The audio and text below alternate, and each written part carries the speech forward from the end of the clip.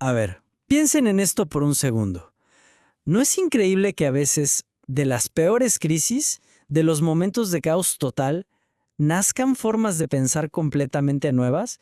O sea, cuando todo lo que conocemos se viene abajo, parece que la única salida es, bueno, inventar una ciencia para poder entender qué demonios está pasando. Imagínense por un momento vivir en un mundo súper predecible, ¿no?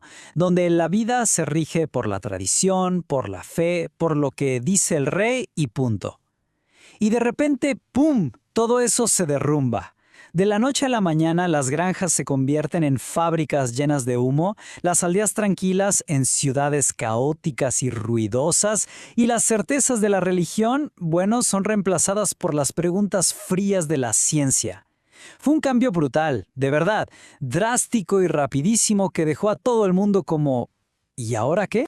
Y es que este colapso no fue para nada gradual. Para nada. Fue como si dos terremotos sociales hubieran sacudido Europa al mismo tiempo. Por un lado, la revolución industrial, que cambió por completo cómo se trabajaba y dónde se vivía. Y por otro, la revolución francesa, que, bueno, literalmente le cortó la cabeza al viejo orden político. Así que estas dos revoluciones no es que solo cambiaron el mundo, no, lo rompieron, lo hicieron pedazos, dejando un vacío gigante de sentido, de estructura, de todo. Y ahí, justo ahí, es donde surge el gran problema.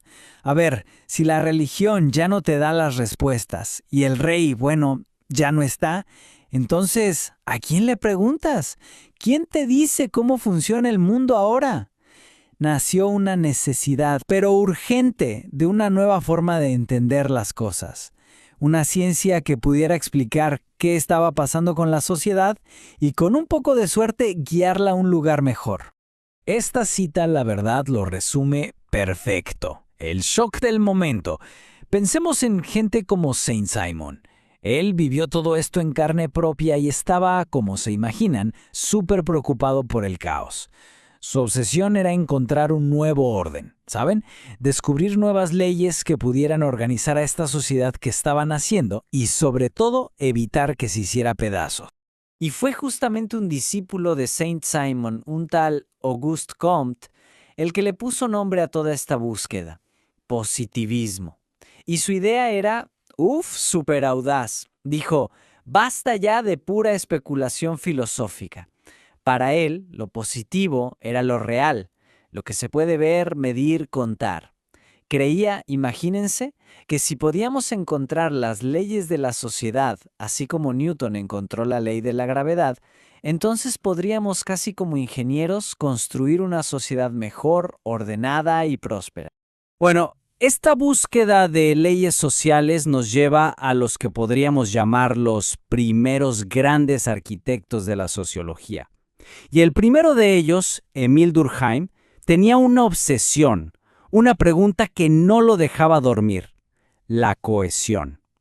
O sea, ¿qué es lo que hace que la sociedad se mantenga unida? ¿Qué evita que todo se vaya al diablo? Ese era el gran misterio para Durkheim. Piénsenlo, en las comunidades de antes era fácil. Todos se conocían, compartían creencias, valores, pero ahora, en esta nueva sociedad industrial, con millones de personas que no se conocen de nada, amontonadas en ciudades, ¿qué es lo que funciona como un pegamento social? Y la respuesta de Durkheim fue un concepto clave: el hecho social. Suena complicado, pero la idea es genial. Él decía que la sociedad no es nomás un montón de gente junta, no, es algo más. Es una realidad con sus propias reglas, sus propias fuerzas, que están fuera de nosotros y de hecho nos dan forma. A ver, el idioma que hablamos, las leyes, el dinero, nada de eso lo inventamos. Nacimos y ya estaban ahí y nos moldean. Por eso Durkheim insistía en que los hechos sociales debían estudiarse como si fueran cosas, objetivamente. Ahora, lo más interesante es que este pegamento no es siempre el mismo. Durkheim se dio cuenta de que cambia. Distinguió dos tipos. Primero, la solidaridad mecánica, que es la de las sociedades antiguas, donde la gente se mantenía unido porque todos eran muy parecidos. pensaban igual, como engranajes simples. Pero en la sociedad moderna la cosa cambia. Lo que nos une es la solidaridad orgánica. Y esto es lo genial. Nos une justo por ser diferentes. Somos como los órganos de un cuerpo. El panadero necesita al médico, el médico al ingeniero. Dependemos unos de otros precisamente porque cada quien hace algo distinto. Ok, pero no todos veían esta nueva sociedad como un cuerpo que funcionaba en armonía. Para nada. El segundo gran arquitecto, Karl Marx, miró exactamente el mismo mundo industrial y no vio orden, no vio solidaridad. Todo lo contrario, vio conflicto por todas partes. Y para él, la pregunta importante era otra, muy diferente. La pregunta que a Marx no lo dejaba en paz era esta. A ver, si el trabajo de la gente es lo que crea toda la riqueza, ¿por qué esa misma gente, la que trabaja, es tan pobre? Él veía las fábricas produciendo cantidades de dinero nunca antes vistas y al mismo tiempo a los trabajadores que hacían todo eso posible viviendo en la miseria. Su análisis entero parte de esa contradicción, una contradicción bien material, bien concreta. Y su respuesta fue su famosa teoría de la lucha de clases. Para Marx, la sociedad no es un equipo que trabaja junto, es un campo de batalla, un constante tira y afloja. Él decía que toda la historia de la humanidad se puede resumir en eso, en el conflicto entre grupos con intereses que chocan. Básicamente, los que tienen y los que no tienen. Y lo que es bueno para una clase, argumentaba él, es malo para la otra. Y en el capitalismo, que era el sistema que él estaba viendo nacer, este conflicto se daba, según él, entre dos grandes clases. Por un lado, la burguesía, o sea, los dueños de las fábricas, las máquinas, el capital. Y por el otro, el proletariado, los trabajadores que lo único que tienen es su capacidad para trabajar. Los intereses son opuestos, ¿no? Unos quieren ganar lo más posible, o sea, pagar menos, y los otros pues luchan por un salario que les alcance para vivir. Para Marx, este choque constante es el verdadero motor que mueve a la sociedad moderna. Entonces, ya tenemos dos planos maestros, el del orden de Durkheim y el del conflicto de Marx, pero falta un tercero.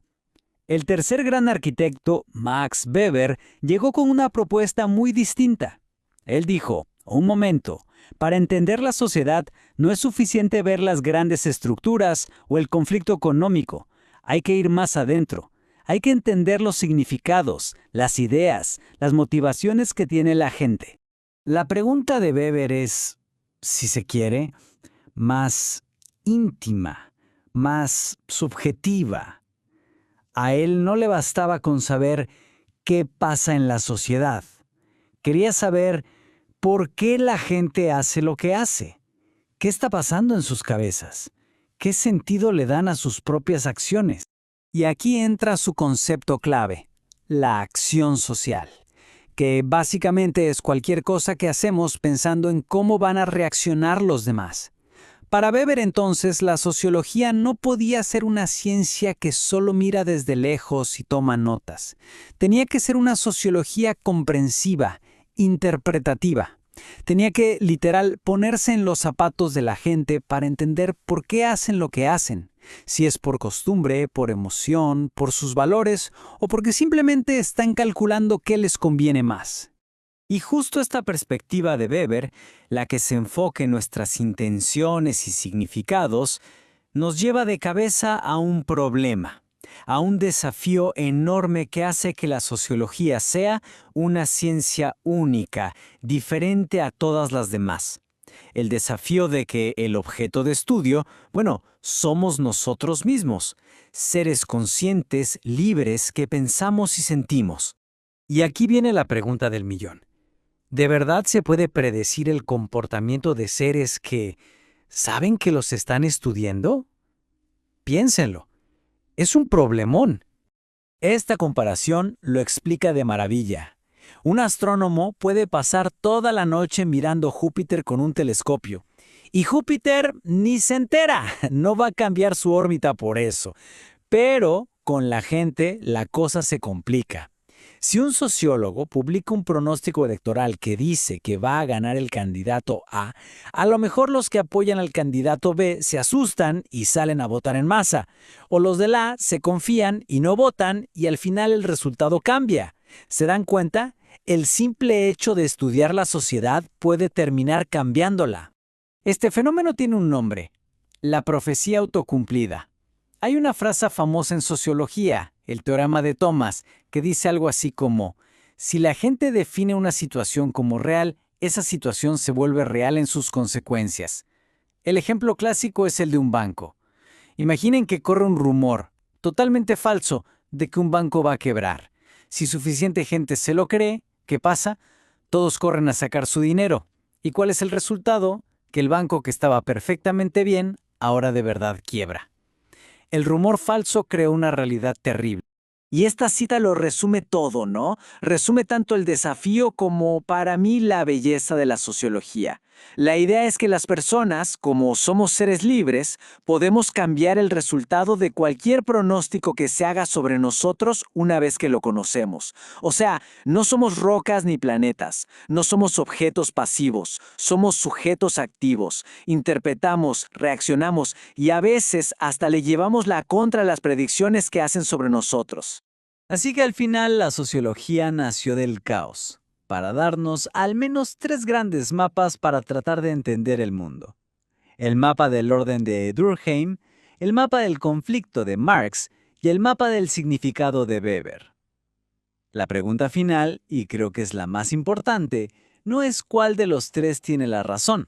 La verdadera pregunta es, para entender la sociedad en la que vivimos hoy, con todos sus problemas y maravillas, ¿cuál de estos mapas nos sirve más?